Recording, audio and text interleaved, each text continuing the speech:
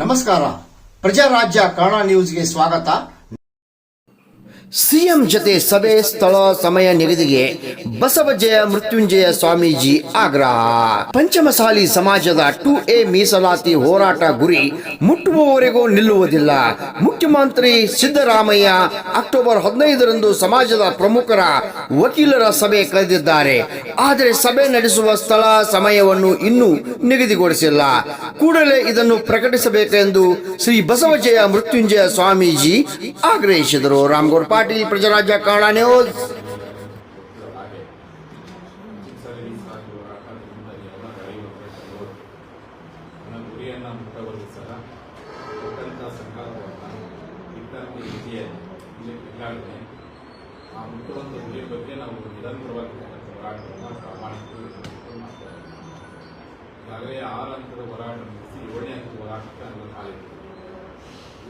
ಹೋರಾಟವನ್ನು ಯಾಕೆ ತೀರ್ಮಾನಿಸಿದ್ದಾರೆ?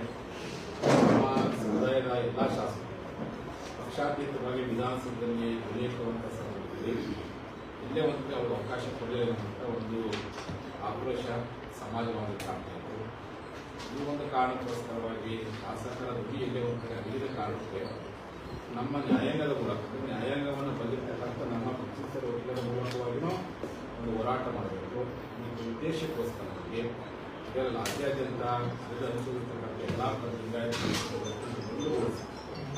20ನೇ ತಾರೀಕು ಲಿಂಗಾಯತ ಪಕ್ಷೇತರ ಅಡ್ವೊಕೇಟ್ ಮಹಾಪ್ರಶಸ್ತಿ ಅಂತ ಪಟ್ಟಣ ಸಮ್ಮೇಳನ ಬಹಳ ಅತ್ಯಂತ ಯಶಸ್ವಿಯಾಗಿ ಮಾಡಿರ್ತಕ್ಕಂಥದ್ದು ಮಾಧ್ಯಮದ ಮೂಲಕ ಸಂಗತಿ. ಇದುವರೆಗೂ ನಮ್ಮ ಪಕ್ಷೇತರ ವ್ಯಕ್ತಿ ಯಾವತ್ತು ಜಾತ್ಯತೀತವಾಗಿಯೇ ತಮ್ಮ ಹುದ್ದೆ ಮಾಡ್ಕೊಂಡು ಬಂದಿರ್ತಾರೆ.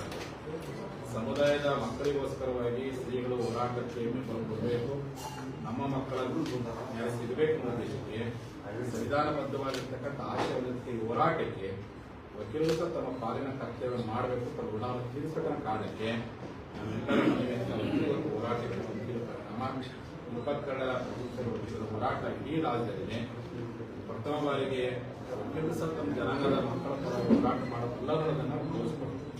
ಸುಮಾರು 2,000ಕ್ಕಿಂತ ಹೆಚ್ಚು ವಕೀಲರು ಕೂಡಿ ಅವತ್ತಿನ ಸಮಾವೇಶ ಕೈಗೊಂಡಂಥ ಸಂದರ್ಭದಲ್ಲಿ ಸರ್ಕಾರದ ನಿರ್ಲಕ್ಷ್ಯ ಖಂಡಿಸಿ ಪ್ರತಿಭಟನೆ ಮಾಡಬೇಕು ಅನ್ನುವಂಥ ಸಂದರ್ಭದಲ್ಲಿ ನಮ್ಮ ರಾಜ್ಯದ ಮುಖ್ಯಮಂತ್ರಿ ಆಗಿರ್ತಕ್ಕಂಥ ಸನ್ಮಾನ್ಯ ಮುಖ್ಯಮಂತ್ರಿ ಸಿದ್ದರಾಮಯ್ಯ, ನಮ್ಮ ಮಾಜಿ ಶಾಸಕ ಸಚಿವರು ಮತ್ತು ಹಾಲಿ ಶಾಸಕರಾಗಿರ್ತಕ್ಕಂಥ ವಿನಯ್ ಕುಲಕರ್ಣಿ ಅವರ ಮೂಲಕವಾಗಿ ಯಾವುದೇ ಕಾರಣಕ್ಕೂ ಪ್ರತಿಭಟನೆ ಮಾರ್ಗವಾಗಿ ನಿಲ್ಲಬೇಡಿ, ನಾವು ನಿಮಗೆ ಸಭೆಯನ್ನು ಕರೆಯುವ ಪ್ರಯತ್ನ ಮಾಡ್ತೀವಿ ಅಂತ ನಾನು ಮುಖ್ಯಮಂತ್ರಿ ಭರವಸೆ ಕೊಟ್ಟು ನಮ್ಮ ಮುಖ್ಯಮಂತ್ರಿ ಆಗ್ರಹ ಮಾಡಿದ್ದೆ.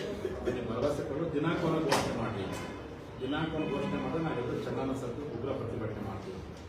ಆಗ ಮುಖ್ಯಮಂತ್ರಿಗಳು ನಮ್ಮೆಲ್ಲರ ವಕೀಲರ ಮನವಿಯನ್ನು ಆಲಿಸಿ ಆ ತುಂಬಿದ ಸಮಾವೇಶದಲ್ಲೇ ಫೋನ್ ಮುಖಾಂತರವೇ ನನಗೂ ಮಾತುಕೊಟ್ಟು ಬಂದಂಥ ಎಲ್ಲ ವಕೀಲರು ಮಾತುಕೊಟ್ಟು ಅಕ್ಟೋಬರ್ 15ನೇ ತಾರೀಕು ಸರ್ಕಾರ ಬಂದ ಮೇಲೆ ಪ್ರಥಮ ಬಾರಿಗೆ ಮಾತುಕೊಟ್ಟಿರ್ತಕ್ಕಂಥ 2 ಸಾರಿ ಸಭೆಗಳು ಆದಾಗ ಮೀಟಿಂಗ್ ಮಾಡ್ತಾರೆ ಅಂತೇಳಿ ಟೈಮ್ ಫಿಕ್ಸ್ ಆಗಿದೆ. ಫಸ್ಟ್ ಟೈಮ್ ಡೇಟ್ ಫಿಕ್ಸ್ ಆಯಿತು.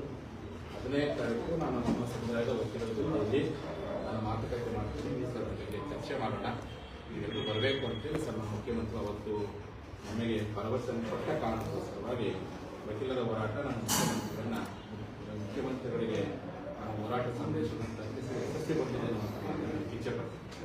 ಈ ಕಾರಣಕ್ಕೋಸ್ಕರವಾಗಿ ಇವತ್ತು ಗದಗಿನಲ್ಲಿ ಮುಖ್ಯಮಂತ್ರಿಗಳ ಬಳಿಗೆ ಹೋಗುವಂತಹ ನಿಯೋಗದಲ್ಲಿ ಏನು ಚರ್ಚೆಗಳಾಗಬೇಕು, ಯಾವ ರೀತಿಯಲ್ಲಿ ಮುಖ್ಯಮಂತ್ರಿ ಗಮನ ಸೆಳೆಯಬೇಕು, ಯಾವ ರೀತಿ ನಾವು ಹಕ್ಕನ್ನು ಪಡ್ಕೋಬೇಕು ಅಂತೇಳಿ ಸುಮಾರು 11:30 ಇಲ್ಲಿವರೆಗೂ ರಾಜ್ಯದಲ್ಲಿ ಬಂದಿರತಕ್ಕಂಥ ಎಲ್ಲ ಹಿರಿಯ ವಕೀಲರ ಜೊತೆ ಚರ್ಚೆ ಮಾಡಿರ್ತಾರೆ.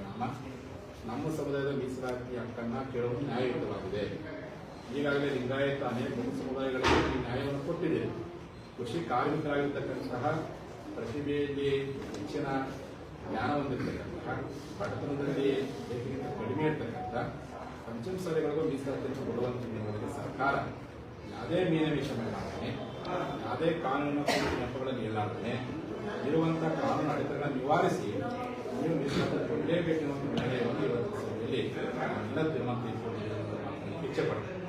ನಮಗೆ ಕಾಯ್ದೆ ಕಾನೂನು ನೀವೇ ಬಿಟ್ಟಿರ್ತಕ್ಕಂಥದ್ದು, ನಾವು ಕೇಳುವಂಥ ಸ್ಥಳದಲ್ಲಿದ್ದೀವಿ, ನೀವು ಕೊಡುವಂಥ ಸ್ಥಳದಲ್ಲಿದ್ದೀವಿ.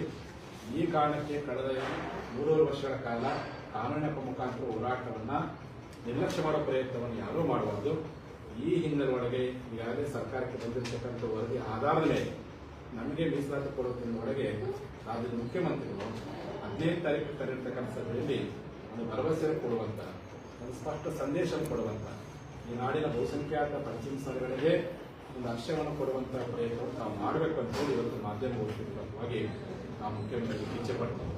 15 ತಾರೀಕು ನಡೆಯುವಂತಹ ಸಭೆ, ಎಲ್ಲಿ ಸಭೆ ಕರೆಯುವುದು ಮತ್ತು ಯಾವ ಸಮಯದಲ್ಲಿ ಸಭೆ ಕರೆಯುವುದನ್ನು ಇದುವರೆಗೆ ಇನ್ನೂ ಸಭೆಯ ಸಮಯ ಮತ್ತು ಸ್ಥಳ ನಿಗದಿಯಾಗಿದೆ.